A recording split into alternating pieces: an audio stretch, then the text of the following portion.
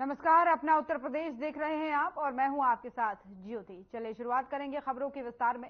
लोकसभा चुनाव के बीच पार्टी नेताओं का दल बदल का दौर जारी है। इसी कड़ी में अब सपा, कांग्रेस और बसपा के नेताओं ने बीजेपी का दामन थामा है, जिन्हें डिप्टी सीएम ब्रजेश पाठक ने पार्टी की सदस्यता दिलाई है। बीजेपी ज्वाइन करने वालों में कांग्रेस के पूर्व प्रवक्ता जीशान हैदर, सपा के पूर्व मंत्री मुकेश सोनकर और सपा पूर्व प्रदेश सचिव प्रदीप सिंह बब्बू शामिल हैं।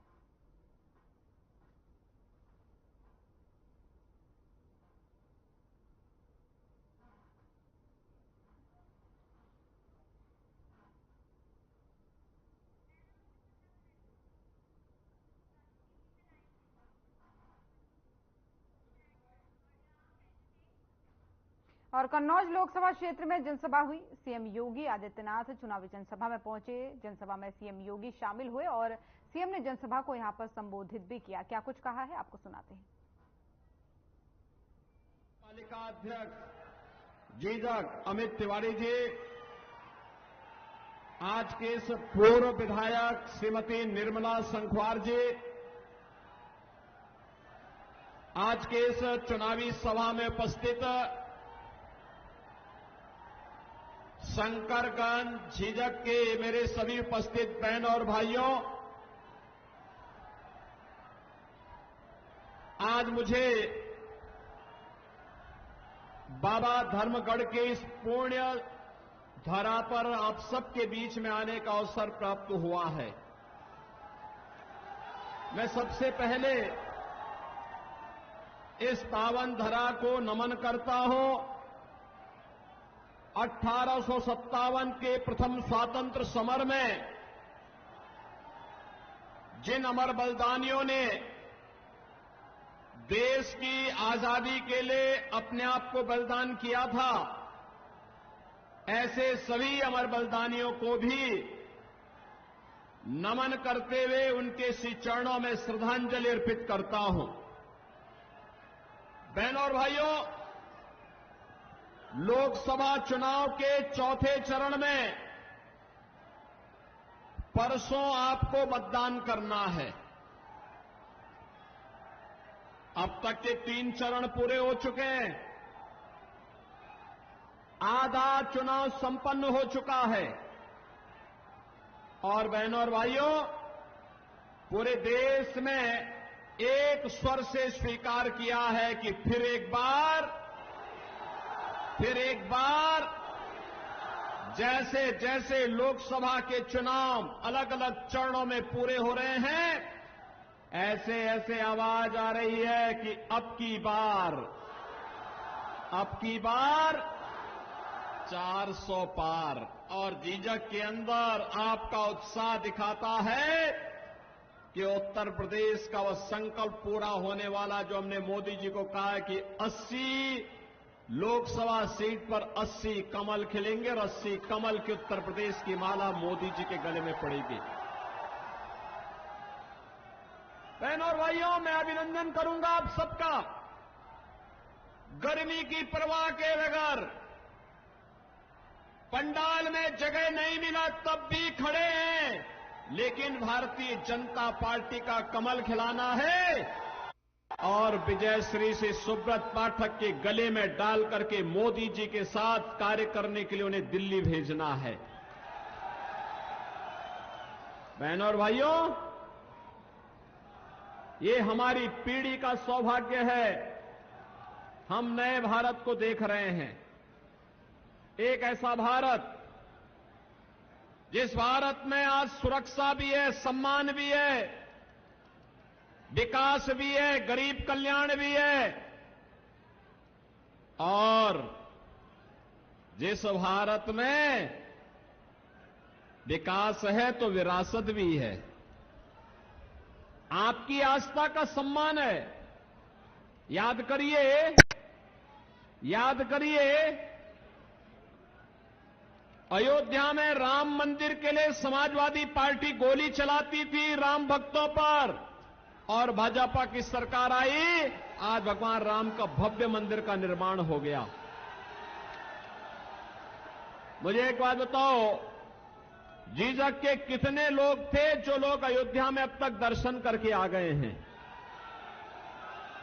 काफी बड़ी संख्या में लोग गए हैं और मैं यहां पे कहूंगा श्रीमती पूनम संखवार जी से भी और श्री सुब्रत पाठक जी से भी कि चुनाव के बाद मौका निकाल करके एक बार दर्शन कराने के लिए इन लोगों को जरूर लेके चले जाइए थोड़ा।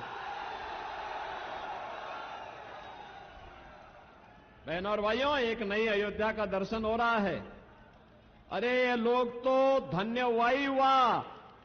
दूसरे लोग में अपने पूर्वजों को बताने के लिए भी हम लोग कह सकते हैं कि आपकी आस को, आपके संकल्प को हमने अपनी आंखों के सामने, हमारे वोट ने उसको पूरा करने में योगदान दिया है।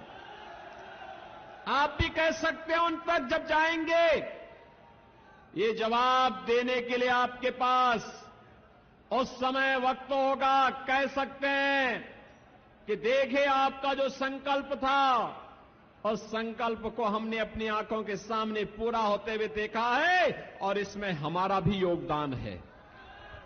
आपका योगदान इस रूप में है क्योंकि भारतीय जनता पार्टी की दिल्ली और लखनऊ की दोनों सरकारों को आपके वोट से बनाने में योगदान मिला है, आपका वोट मिला है, तब सरकार बनी है। और इसीलिए अयोध्या में भगवान राम का जो भव्य मंदिर का निर्माण हो रहा हुआ है, प्रभु राम विराजमान हो गए। 500 वर्षों की अद्भुत घटना घटित हुई है और बहनों और भाइयों, 500 वर्षों की इस अद्भुत घटना के लिए 500 वर्षों में पहली बार प्रभु राम ने अपनी जन्मभूमि पर होली भी खेली और अपना जन्मदिन भी मनाया है। पहली बार भगवान राम का सूर्य तिलक भी हुआ है। बहनों और भाइयों, ये अद्भुत घटनाएं कभी कभी घटित होती हैं और हमारी पीढ़ी सौभाग्यशाली है कि हम इस नए भारत में सब कुछ देख पा रहे हैं। और इसीलिए मैं आज आपके पास आया हूं आपसे कहने के लिए कि ये नया भारत, बहनों और भाइयों, ये नया भारत केवल बोलता ही नहीं है, करके दिखाता भी है, करके दिखाता है। भारतीय जनता पार्टी ने कहा था ना कि रामलला हम आएंगे, मंदिर वही बनाएंगे। तब समाजवादी पार्टी के लोग राम भक्तों पर गोलियां चलाते थे ना, बोलते थे ना कि परिंदा भी पर नहीं मार सकता। इनके समय में अयोध्या में आतंकी हमला हुआ था ना, एक तरफ राम भक्तों पर गोली चलाएंगे और दूसरी तरफ आतंकवादियों के मुकदमों को वापस लेंगे। ये समाजवादी पार्टी का चरित्र है। कांग्रेस ने देश की सुरक्षा के साथ खिलवाड़ किया, समाजवादी पार्टी ने प्रदेश की जनता जनार्दन की सुरक्षा के साथ खिलवाड़ किया। ये दोनों एक ही थैले के चट्टे बट्टे हैं और इसीलिए हमेशा मिलकर के फिर जोर आजमाइश करना चाहते हैं। बहनों और भाइयों, मैं आपसे कहना चाहूंगा, वह सौगंध याद रखना कि सौगंध राम की खाते हैं, यही खाते थे ना, आज तो पूरा हो गया है। अब भारत के निर्माण के लिए, नए भारत के लिए, आत्मनिर्भर भारत के लिए, विकसित भारत के लिए मोदी जी के नेतृत्व में जो संकल्प पूरा देश ले रहा है, उस संकल्प के साथ जुड़ने का अवसर आ गया है। बहनों और भाइयों, यही अंतर है कांग्रेस सपा में और बीजेपी में। बीजेपी का संकल्प देश के खातिर है, देश के नाम पर है, आत्मनिर्भर और विकसित भारत के लिए। आत्मनिर्भर और विकसित भारत इसलिए जिससे आपको और आपकी आने वाली पीढ़ी को खुशहाल जीवन दे सकें।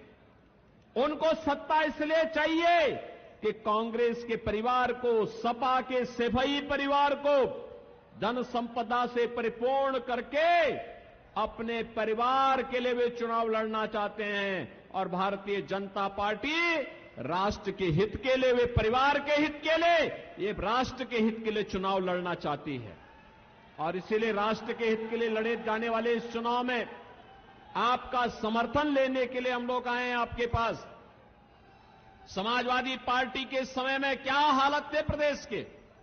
हर तीसरे दिन दंगे होते थे, हर तीसरे दिन दंगे होते थे, अराजकता चरम पर थी, बेटी और व्यापारी सुरक्षित नहीं थे, गुंडागर्दी का आलम यह था कि प्रदेश में बेटियां पढ़ने के लिए अपने रिश्तेदारों के या छात्रों के छात्रावास में रहने के लिए मजबूर होती थी। बहनों और भाइयों, ये नया भारत है और नए भारत में आप देख रहे होंगे नया उत्तर प्रदेश आज कहता है कि माफिया और अपराधी के लिए प्रदेश की धरती पर कोई जगह नहीं होनी चाहिए, कोई जगह नहीं होनी चाहिए। आज माफिया और अपराधियों को उनकी जगह ठीक बता दिया गया है, लेकिन समाजवादी पार्टी की संवेदना किसके प्रति है?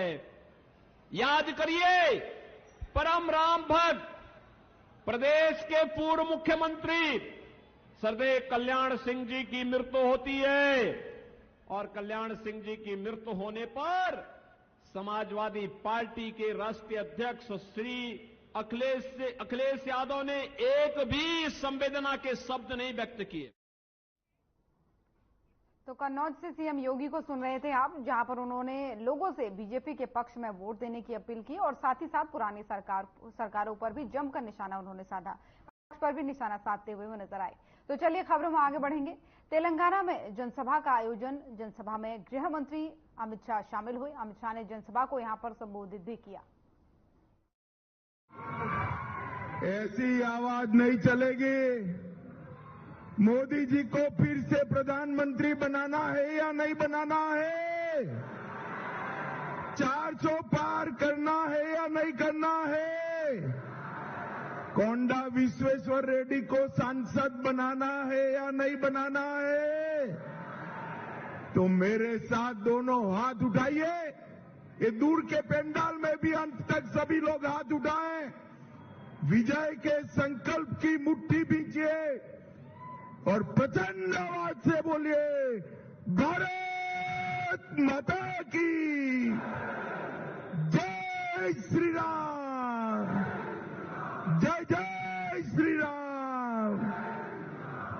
मंच पर उपस्थित डॉक्टर उमेश यादव जी, हमारे गुलबर्गा के सांसद bakery Janardan Reddy ji, AVN Reddy ji, M Shashidhar Reddy ji, के एम रत्नम जी, एन मल्ला रेड्डी जी, के माधव रेड्डी जी, बुक्का नरसिम्हा रेड्डी जी, रामा रंगा रेड्डी जी, गुम्मंडी रामचंद्र रेड्डी जी, काशी रेड्डी भास्कर रेड्डी जी, बुनेती मारुति किरण जी, पी नवीन कुमार जी, श्री विट्ठल जी, बहन सुनीता रेड्डी जी, और आज जिनको जिताने की अपील करने के लिए मैं आया हूं, ऐसे मेरे मित्र और भाजपा के सांसद के प्रत्याशी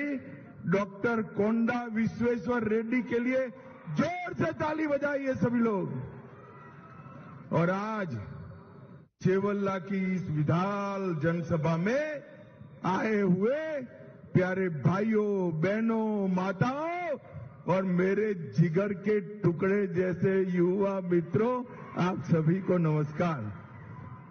भाइयों बहनों, सबसे पहले चिलकुर बालाजी मंदिर में बैठे हुए भगवान बालाजी को मैं प्रणाम करता हूं। श्री सेवालाल जी महाराज, अम्मापाली मंदिर, उसको भी मैं प्रणाम करता हूं। भाइयों बहनों, मैं जब यहां आया हूं तब स्वतंत्रता सेनानी और प्रदेश के पहले उप मुख्यमंत्री कोंडा वेंकट रंगा रेड्डी जी को याद कर मनपूर्वक श्रद्धांजलि देना चाहता हूं। ये रंगा रेड्डी जिले का नाम उनके नाम से ही रखा गया है और कोंडा वेंकट रंगा रेड्डी जी के परिवार से ही श्री कोंडा विश्वेश्वर रेड्डी आज आ रहे हैं। भाइयों बहनों, मैं अपील करना चाहता हूं कि आप सभी लोग उनको प्रचंड बहुमत से जिताएं। भाइयों बहनों, ये जो चुनाव 2024 का चल रहा है, ये चुनाव दो खेमों में बटा हुआ। एक और एनडीए का खेमा है जो नरेंद्र मोदी के नेतृत्व में आगे बढ़ रहा है, और दूसरी ओर इंडी अलायंस है जो राहुल बाबा के नेतृत्व में आगे बढ़ रहा है। अरे हंसिए मत भाई, राहुल जी बड़े नेता हैं हमारे, हंसिए मत।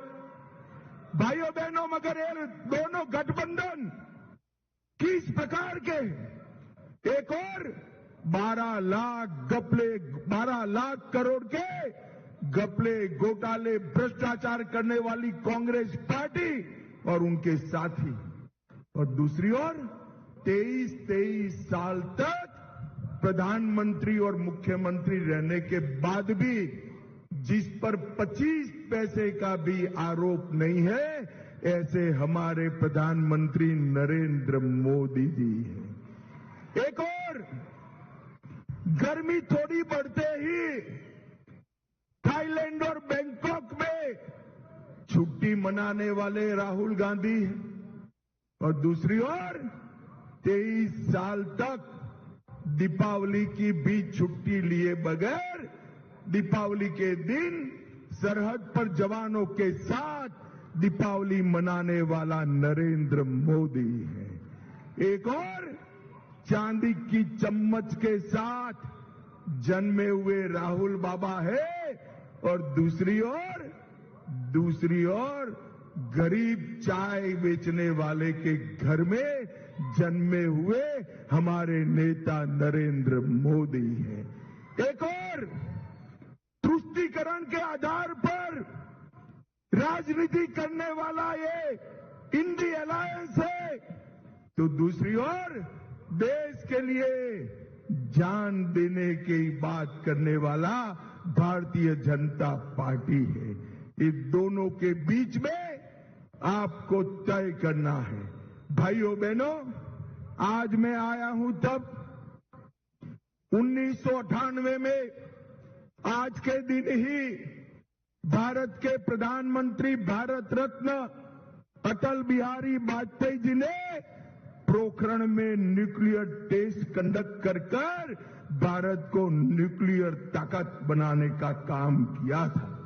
और भाइयों बहनों, आज मैं यहां से रेवंत रेड्डी और राहुल बाबा को पूछना चाहता हूं, सर्जिकल स्ट्राइक आप जोर से बोलिए, प्रधानमंत्री कैसा होना चाहिए? आतंकवाद समाप्त करने वाला होना चाहिए या नहीं? जोर से बोलिए, होना चाहिए या नहीं? भाइयों बहनों, इन कांग्रेस पार्टी तुष्टीकरण के कारण आतंकवाद को बचाने के लिए नरेंद्र मोदी जी ने आतंकवाद को मूल समेत समाप्त करने का काम हमारे नेता नरेंद्र मोदी जी।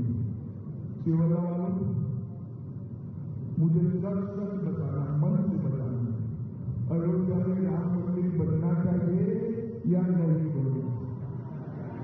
जोर से बोलो, बनना चाहिए या नहीं बनना चाहिए? 70 साल तक ये कांग्रेस पार्टी राम मंदिर के मुद्दे को अटकाती रही, लटकाती रही, भटकाती रही। मोदी जी को आपने दूसरी बार प्रधानमंत्री बनाया। मोदी जी ने इन 5 साल में ही केसरी का भूमि पूजन भी किया और 22 जनवरी को प्राण प्रतिष्ठा कर जय श्री राम। कांग्रेस पार्टी के नेताओं को, ये खड़गे जी को, राहुल बाबा को, प्रियंका को प्राण प्रतिष्ठा का निमंत्रण देते, मगर वो नहीं गए। क्यों नहीं गए? केवल वालों मालूम है आपको क्यों नहीं गए? नहीं है ना मालूम, मैं बताता हूं। वो अपनी वोट बैंक से डरते हैं, अपनी वोट बैंक से। उनकी वोट बैंक कौन है मालूम है ना? मालूम है या नहीं है? अरे जोर से बोलो, है या नहीं है? मजलिस की और उनकी वोट बैंक एक है। अरे राहुल बाबा, रेवंत गारू, आप डरते रहिए वो वोट बैंक से, हम नहीं डरते हैं। नरेंद्र मोदी जी ने न केवल राम मंदिर, काशी विश्वनाथ का मंदिर जो औरंगजेब ने तोड़ा था, नया बनाने का काम किया, महाकाल लोक बनाया और सोमनाथ का मंदिर भी फिर से सोने का बनाने का काम नरेंद्र मोदी जी ने। भाइयों बहनों, एक कांग्रेस पार्टी कभी भी तेलंगाना का विकास नहीं। बीआरएस और कांग्रेस पार्टी दोनों एक ही ठेले के चट्टे पट्टे। मैं आज आपको कहना चाहता हूं, आपके माध्यम से, हजारों की संख्या के माध्यम से तेलंगाना की जनता को कहना चाहता हूं, अगर कांग्रेस को हटाना चाहते हो तो बीआरएस नहीं हटा सकती। कांग्रेस को और मजलिस को केवल और केवल भारतीय जनता पार्टी बना सकती है। भाई, ये अफवाहें फैला, ये कह रहे हैं मोदी जी को 400 सीटें मिलेगी तो आरक्षण रिजर्वेशन चला जाएगा। अरे भाई रेवंत गारू, काहे को झूठ बोल रहे हो? मोदी जी के पास इस देश की जनता ने 10 साल से पूर्ण बहुमत दिया है। हमने तो कभी रिजर्वेशन नहीं हटाया, मगर मैं आपको पूछना चाहता हूं, आपने ये माइनॉरिटी रिजर्वेशन के नाम से मुसलमानों को जो रिजर्वेशन दिया है, उससे मेरे एससी, एसटी और ओबीसी भाइयों का रिजर्वेशन कटता है। रेवंत गारू, हिम्मत है तो तेलंगाना की जनता को बताओ, क्या आप मुस्लिम रिजर्वेशन समाप्त करोगे क्या? उनको बताना चाहिए या नहीं बताना चाहिए? जोर से बोलो, बताना चाहिए या नहीं बताना चाहिए? वो नहीं बताएंगे, मगर मैं बता देता हूं, आप हमारे रेड्डी साहब को जिता दीजिए, इस मुस्लिम रिजर्वेशन को हम समाप्त कर देंगे। भाइयों बहनों, एक झूठ के आधार पर चुनाव जीतना चाहती, मेरे तेलंगाना के वीडियो को मॉर्फ किया गया, एडिट किया गया और मेरे झूठे वीडियो को प्रसारित किया। रेवंत जी गलत जगह पे हाथ डाल दिया। भले आदमी करते तो और किसी का करते, अब पुलिस इसकी जांच कर रही है, ये डर रहे। भाइयों बहनों, झूठ के आधार पर ये चुनाव जीतने वाले लोग हैं। जब तेलंगाना का सर्जन हुआ, तेलंगाना रेवेन्यू सरप्लस स्टेट था। पहले बीआरएस और फिर कांग्रेस पार्टी इस तेलंगाना को 80,000 करोड़ सालाना चुकाना पड़े, मतलब 16 लाख करोड़ का ऋण करने का काम इन्होंने किया है। जो तेलंगाना राज्य सरप्लस था, इसमें 16 लाख करोड़ का डेट बना दिया। मैं आपको पूछना चाहता हूं, चेवल्ला वालों, ये 16 लाख करोड़ में से आपके गांव में कुछ आया है क्या? अरे जोर से बोलो, आया है? जोर से बोलो, आया है? तो ये 16 लाख करोड़ कहां गया? जरा बोलो, कहां गया? ये टीआरएस और कांग्रेस वाले तेलंगाना की जनता के 16 लाख करोड़ रुपया चाऊ कर गए। ये तो मोदी जी को धन्यवाद करिए रेवंत गारू कि एफआरबीएम एक्ट के तहत आपको विशेष छूट देकर 9,000 करोड़ रुपया दिया, वरना तेलंगाना की तनख्वाह भी न हो पाती। भाइयों बहनों, छोटे छोटे गांव को ये म्यूनिसिपालिटी बना रहे हैं और इसमें कोई व्यवस्था नहीं है। ये रेवंत रेड्डी और राहुल बाबा दो इकट्ठा होकर आरआर टैक्स डाले। आरआर टैक्स का मतलब है रेवंत रेड्डी राहुल गांधी टैक्स। और तेलंगाना राज्य को कांग्रेस का एटीएम बना दिए हैं। तेलंगाना की जनता का पैसा। तो तेलंगाना से गृह मंत्री अमित शाह को सुन रहे थे आप, जहां पर उन्होंने बीजेपी के पक्ष में वोट की अपील तो की, लेकिन साथ ही साथ विपक्ष पर कटाक्ष भी किया। तो बुलेटिन में फिलहाल इतना ही। नमस्कार।